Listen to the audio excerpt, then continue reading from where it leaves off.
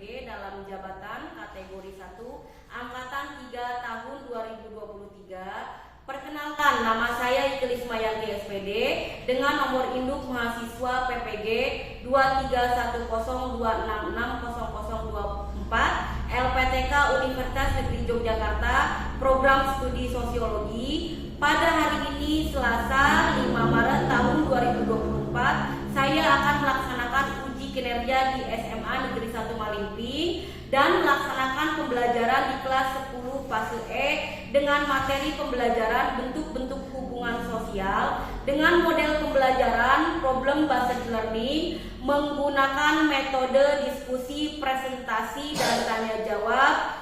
Yuk kita langsung masuk kelas. Wassalamualaikum warahmatullahi wabarakatuh. Salam guru hebat, guru bahagia. Assalamualaikum.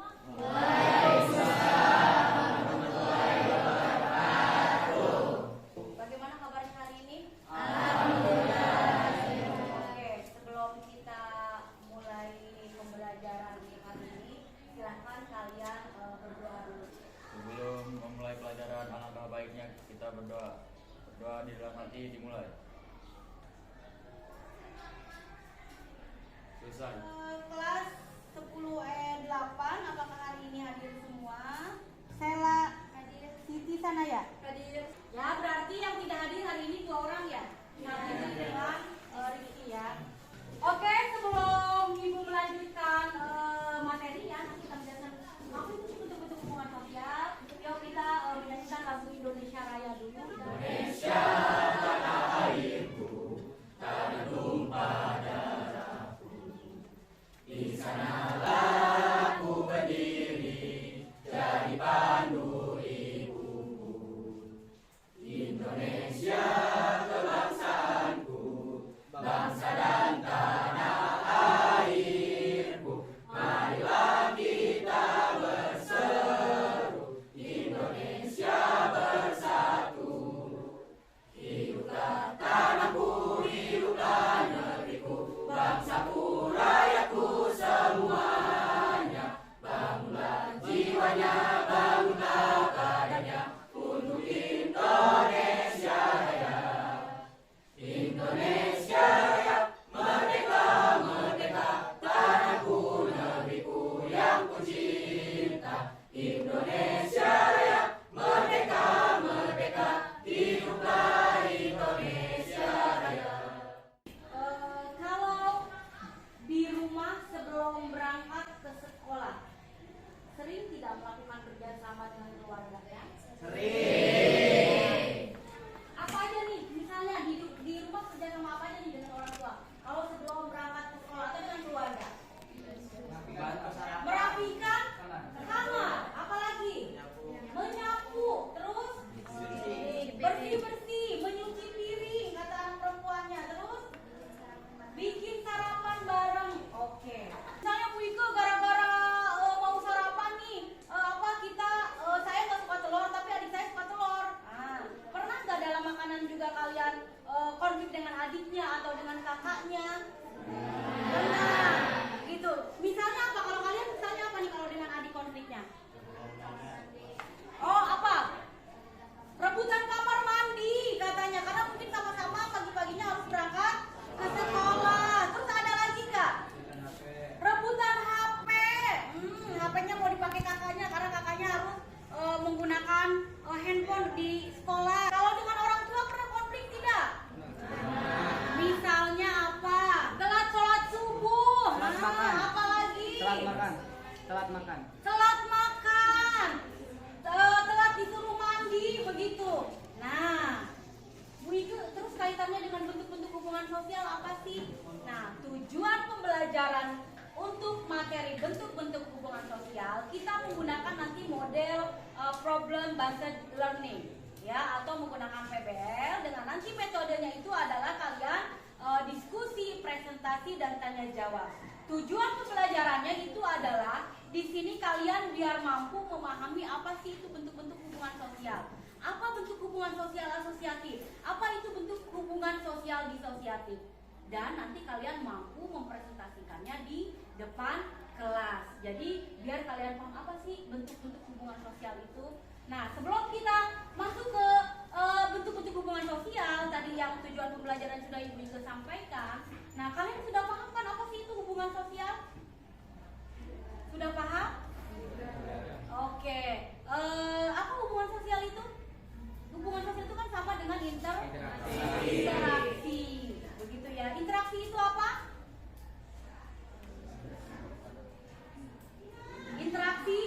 Interaksi itu adalah kegiatan atau hubungan timbal balik yang dilakukan oleh antar individu, baik individu dengan individu dengan kelompok maupun kelompok dengan kelompok. Oke, kemudian, nah sebelum itu syarat terjadinya interaksi sosial itu ada berapa? Masih ingat gak? Ada dua. Yang pertama itu adalah kontak sosial. Kita kalau mau berinteraksi memang harus ada kontak sosial dulu, ya kan? Kemudian yang kedua baru komunikasi. Nah itu bentuk yang dikatakan sebagai bentuk hubungan sosial. Berarti kalian sudah tahu ya. Oh Bu, itu berarti bentuk hubungan sosial itu adalah tentang interaksi sosial, ya kan? Sama bentuk-bentuk hubungan sosial itu adalah berarti bentuk-bentuk dari interaksi sosial. Lagi ya, karena di dalam bentuk interaksi sosial itu ada subjektif dan disosiatif. Oke, sebelum ke selanjutnya ini coba kita mau tanya dulu. Kenapa sih kita harus berinteraksi? Kenapa kita harus melakukan hubungan sosial? Karena kita tidak bisa hidup sendiri. Oke, bagus, setuju. Karena kita tidak dapat hidup sendiri katanya. Ada lagi nggak yang memberikan pendapat lain? Kenapa kita perlu berinteraksi? Kenapa kita harus berinteraksi? Atau kenapa kita harus melakukan hubungan sosial dengan masyarakat atau dengan lingkungan sekitar? Ya, Fatang, karena Manusia adalah orang yang ataupun makhluk yang sangat membutuhkan. oke, karena manusia atau orang adalah makhluk sosial yang sangat membutuhkan satu dengan yang lainnya, begitu ya? Oke, ada lagi? Agar saling mengenal. Biar saling mengenal. Ya, karena kita pasti harus perlu berinteraksi. Contoh, kalian ketika masuk SMA Negeri 1 Malingping, ketika kalian duduk di dalam kelas nih, apakah kalian sudah mengenal satu dengan yang lain? Nah, berarti kalau belum, kalian harus melakukan interaksi atau hubungan sosial. Biar apa tujuannya? Tadi saling mengenal. Oke, begitu ya. Kemudian apakah kita memang perlu melakukan hubungan sosial itu setiap hari? Perlu. Kenapa? Kenapa kita perlu hubungan sosial setiap hari? Kenapa kita perlu berinteraksi setiap hari? Menjalin komunikasi yang baik. Menjalin komunikasi yang baik katanya. Bagus ya. Silakan nanti kalian perhatikan dulu.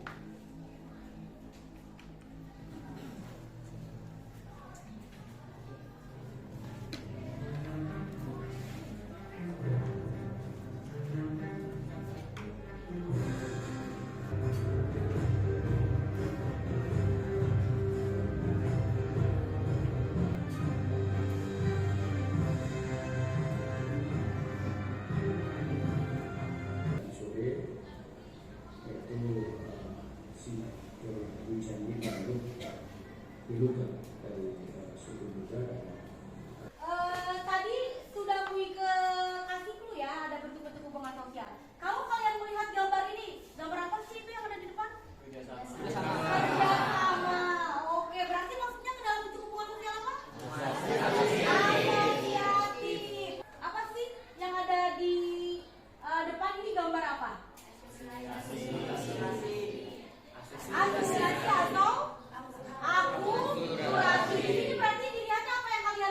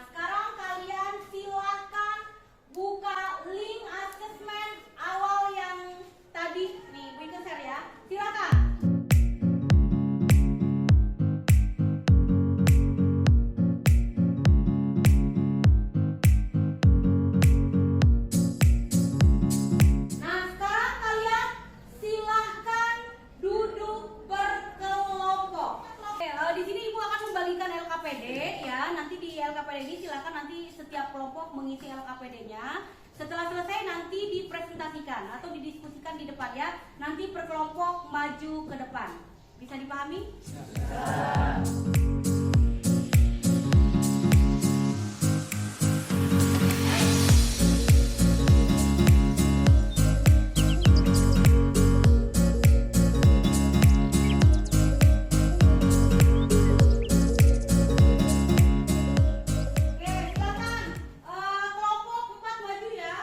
Assalamualaikum warahmatullahi wabarakatuh.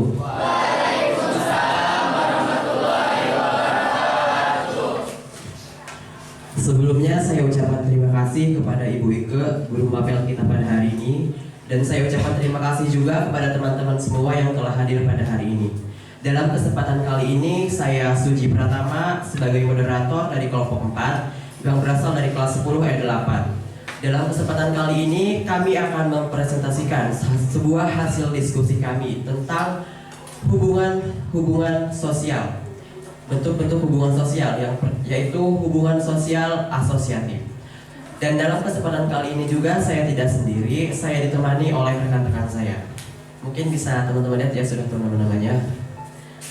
Dan untuk mengetahui apa saja hasil diskusi kami, inilah hasil diskusi kami. Baik, atas kesempatannya saya ucapkan terima kasih.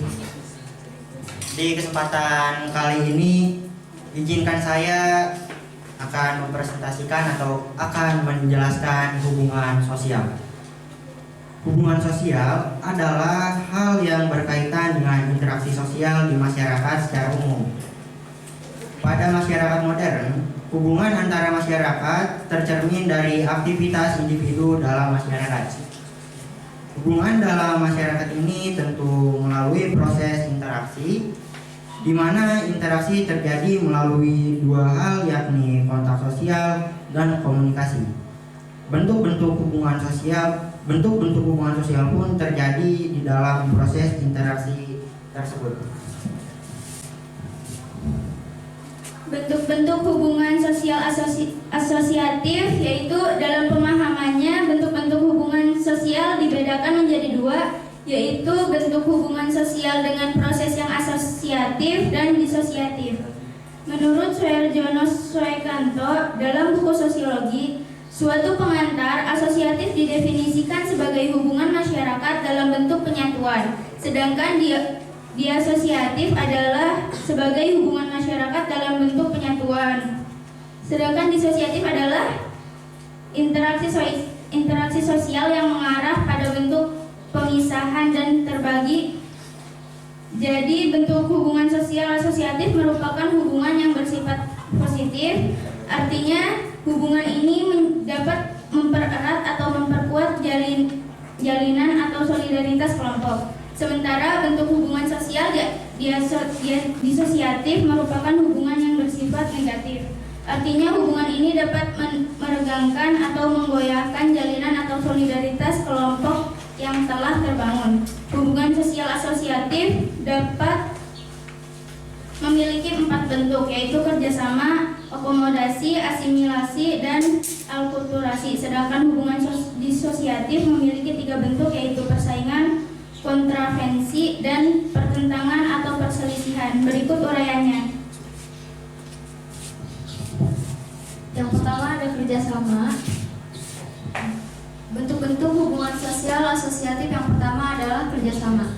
Kerjasama dapat dilakukan paling sedikit oleh 2 individu untuk mencapai suatu tujuan bersama. Di dalam mencapai tujuan bersama tersebut, pihak-pihak yang terlibat dalam kerjasama saling memahami kemampuan masing-masing dan saling membantu sehingga terjalin sinergi. Kerjasama dapat terjalin semakin kuat jika dalam melakukan kerjasama tersebut terdapat kekuatan dari luar yang mengancam. Ancaman dari pihak luar ini akan menumbuhkan semangat yang lebih besar karena selain para pelaku kerjasama akan berusaha mempertahankan eksistensinya, mereka juga sekaligus berupaya mencapai tujuan bersama. Kerjasama dapat dibedakan atas beberapa bentuk, yakni kerukunan, bergaining atau tawar-menawar, kooptasi, koalisi, dan joint venture. Itulah bentuk-bentuk hubungan sosial, asosiatif, dan disosiatif. Bisa kita simpulkan bahwa hubungan sosial asosiatif adalah hubungan sosial antar individu yang mengarah kepada kegiatan positif seperti kerjasama, akomodasi, akulturasi, dan asimilasi. Dan yang kedua, hubungan sosial yang berupa disosiatif adalah hubungan sosial yang mengarah kepada kegiatan yang negatif atau mengarah kepada perpecahan. Contohnya seperti persaingan, kontroversial, seperti itu. Adapun faktor-faktor yang mempermudah proses asimilasi. Yang pertama yaitu sikap toleransi. Yang kedua, kesempatan yang seimbang dalam ekonomi. Yang ketiga, sikap menghargai orang-orang asing dan kebudayaannya. Tingkah laku yang terbuka dari golongan penguasa dalam masyarakat, adanya persamaan pada unsur kebudayaan, perkawinan campuran, dan adanya musuh bersama di luar.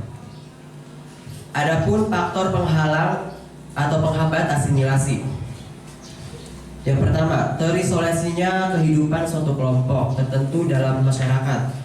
Kurangnya pengetahuan tentang kebudayaan yang dihadapi, memiliki perasaan takut terhadap kekuatan suatu kebudayaan yang dihadapi, terdapat perasaan bahwa suatu kebudayaan golongan atau kelompok tertentu lebih tinggi daripada kebudayaan golongan atau kelompok lain.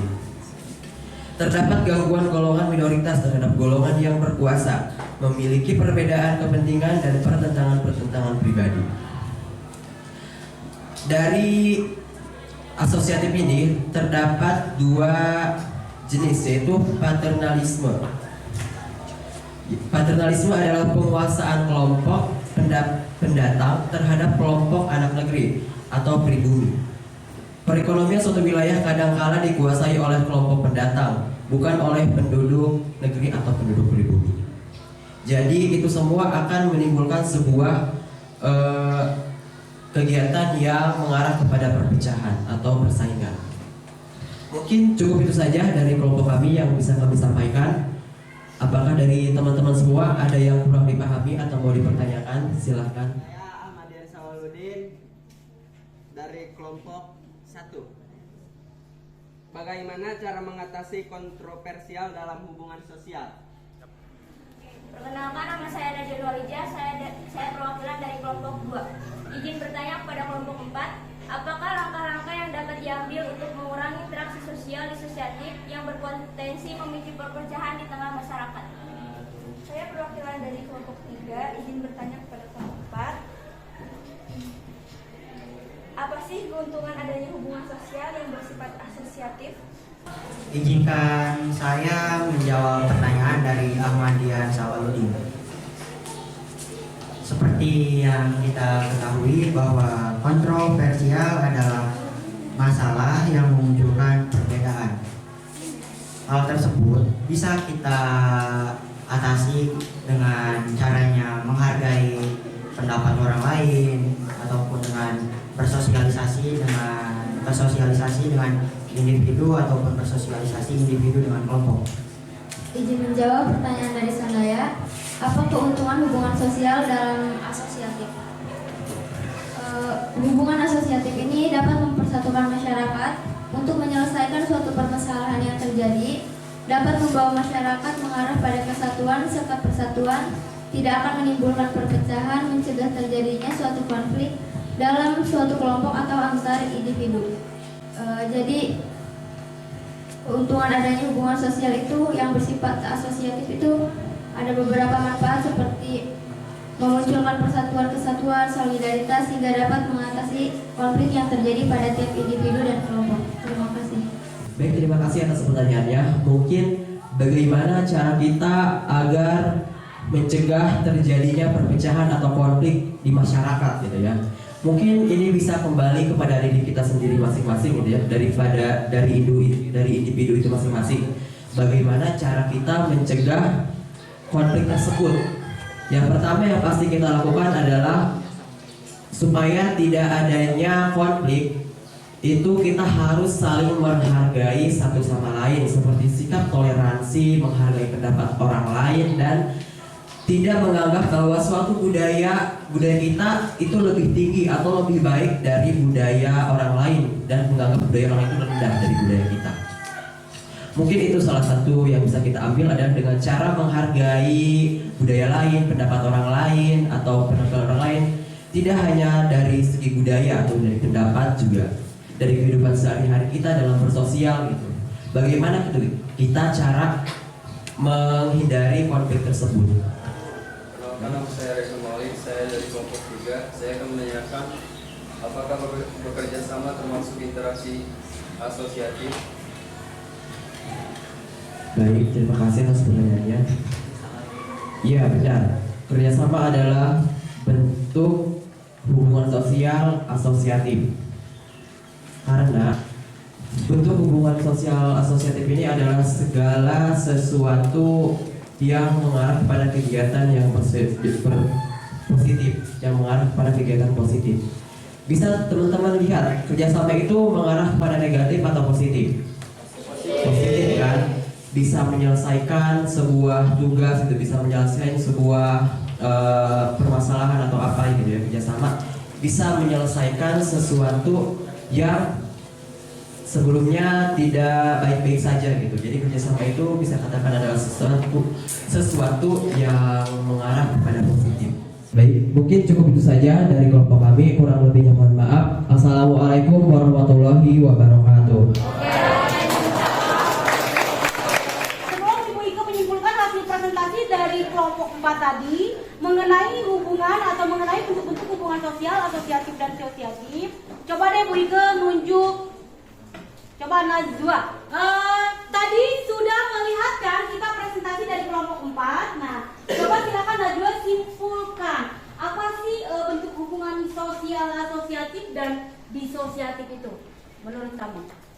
Menurut pandangan saya, bentuk-bentuk interaksi sosial, hubungan sosial dibagi menjadi 2, yaitu disosiatif dan juga asosiatif. Disosiatif lebih mengarah ke hal yang buruk seperti pertentangan, persaingan, kontroversi yang dapat memunculkan perpecahan. Sedangkan asosiatif adalah sesuatu hal yang lebih ke hal positif seperti yang sudah dijelaskan tadi oleh kelompok 4, kerjasama, akomodasi, dan juga akulturasi dan asimilasi. Oke, baik, terima kasih Najwa. Berikan aplaus dulu untuk Najwa. Najwa mewakili kalian nih sudah bisa menyimpulkan tentang materi yang tadi sudah dipresentasikan oleh kelompok 4 mengenai bentuk-bentuk hubungan sosial asosiatif disosiatif, di mana asosiatif itu lebih mengarah kepada hal-hal yang positif, di mana diantaranya tadi di dalam asosiatif itu ada apa aja jenisnya? Ada akomodasi, ada akulturasi, ada asimilasi, begitu ya. Jadi di mana tadi juga ada yang bertanya kan, kenapa akulturasi dicirikan dalam bentuk misalnya pakaian atau pakaian daerah atau pakaian adat yang berbeda? Karena apa? Setiap di dalam akulturasi itu betul bahwa kita ini akulturasi itu adalah kalau lebih diartikannya kepada apa? Akulturasi itu adalah campuran tetapi tetap tidak pernah menghilangkan ciri dari kebudayaannya. Makanya setiap daerah pasti memiliki ciri kultur atau ciri daerah atau ciri budayanya masing-masing. Interaksi sosial itu adalah hubungan timbal balik yang dilakukan oleh individu dengan individu, individu dengan kelompok, dan kelompok dengan kelompok. Kenapa? Karena kita hakikatnya manusia sebagai makhluk sosial itu harus berinteraksi. Silakan buka link untuk asesmen akhir pembelajarannya, ya. Linknya dikirim, silakan. Sudah? Sudah ada? Kita refleksi dulu, ya. Refleksi pembelajaran yang tadi yang sudah kita lalui. Coba nih, ya. Refleksinya nih ya untuk kalian sebelum nanti kita juga mengisi, nanti Ibu kasih link juga ya untuk refleksi. Ibu mau tanya dulu nih, ya. Coba bagaimana pembelajaran untuk hari ini? Menurut kalian bagaimana pembelajaran untuk hari ini? Menyenangkan. Ada tantangan tidak?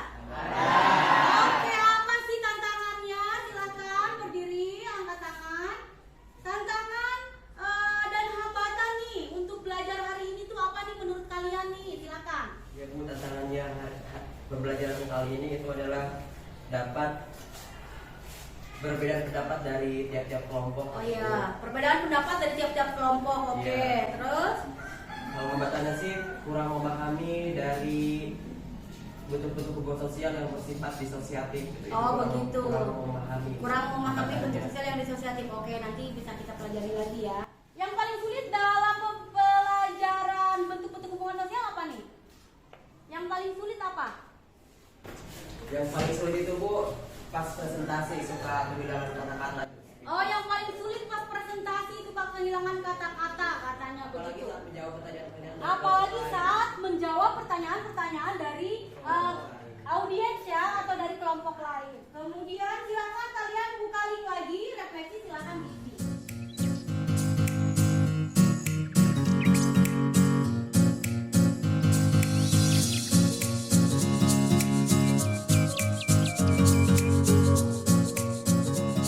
Kalian sudah paham kan dengan bentuk-bentuk asosiatif disosiatif?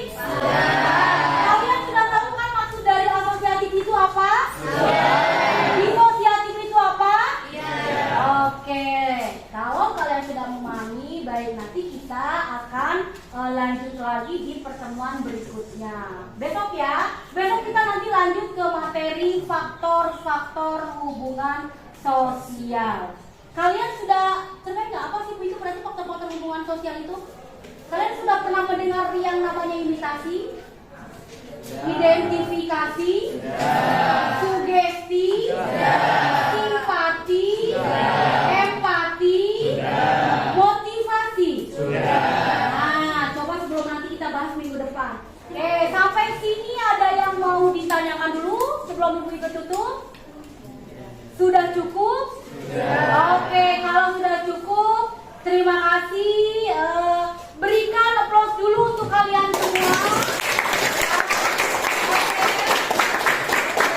Hari ini luar biasa, yang presentasinya luar biasa, audiens yang bertanya juga luar biasa bagus, dan nilai asesmen awal dan asesmen akhir pembelajarannya juga nilainya sudah cukup bagus. Jadi kalaupun sedikit-sedikit kurang memahami, silahkan nanti kalian belajar lagi ya.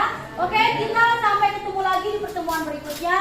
Terima kasih. Assalamualaikum warahmatullahi wabarakatuh. Waalaikumsalam warahmatullahi wabarakatuh. Sebelum mengakhiri pelajaran di hari ini, alangkah baiknya kita membaca doa. Membaca doa dalam hati dimulai.